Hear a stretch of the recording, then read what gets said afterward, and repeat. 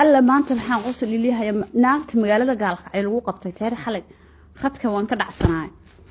naagta magaalada gaalkacyo lagu qabtay ee xarunta gobolka mudug baan inanka ka sheekeynay naagta hadda ka hor jaar bay nala ahaan jirtay haddii jaar nala ahaan jirtay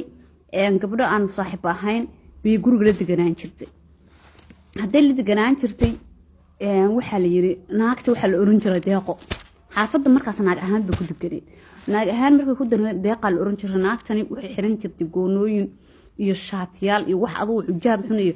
shaatiga ka hoosmarin jirtay xijaabkan aduu wax nin iska dhigaysa naagna wax sii ahay baskoolad baan u xirnaan jiray baskoolada xataa xarig bay ugu xiran suuliga xataa la gali jiray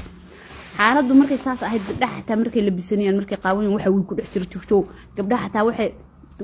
iiga shakeen anaga waxay dhahday gabdhiba iiga shakeen waxay tiri way nitaaban jirtay xataa heblo wallahi waa shidanta xaqad ka ifaysa waxbay nagu oran jirtay tir sidii haday ku deganeyd maalintii dambe oo naagta ay naagtahay gaari bay wadan jirtay marketu ah gaariga haday wadan jirtay gaariga waxa ku qornaan jirtay dabadiisa deeqyare naagtani waxay aadi jirtaan sida koonfur iyo waqooyi way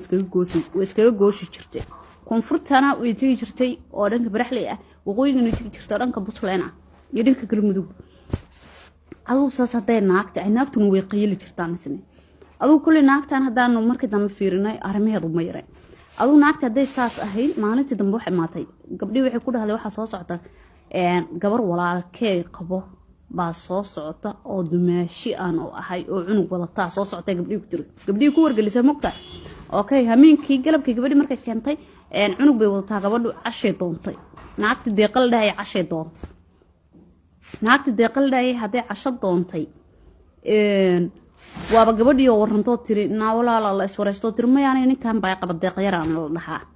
ma gabadhan deeqa la dhahay deeq yar lama reesay ku qabtaa guriga geliso boorsadii futan waa mariye iyo macawsi iyo balaayan nimaneed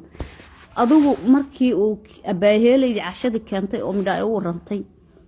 isla hameenkii bay carareenba isla hameenkii anaga waxaan go'aansanay inaan boolis ku wargelino arinta oo